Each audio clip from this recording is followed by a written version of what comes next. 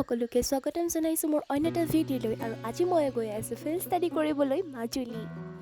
আৰু আমি মাজুলী গৈ পালোঁগৈ আৰু তাৰ পৰা আমি ব্ৰেকফাষ্ট কৰিলোঁ উত্তৰ কমলাবাৰীত থাকিলোঁ আৰু ডাইৰেক্ট আমি গ'লোঁ শালমৰা আৰু দেখিছেনে ব্ৰহ্মপুত্ৰৰ পাৰত কেনেকৈ গৰাখহনীয়া হয় জান আদি সকলোবোৰ চালোঁ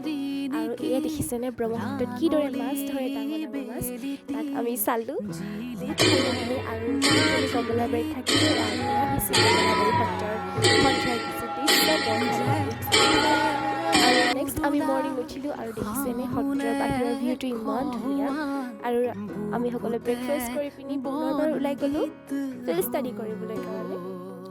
আৰু এয়া প্ৰথম গ'লোঁ আমি আউনীআটী সত্ৰ আউনীআটী সত্ৰৰ কিছু দৃশ্য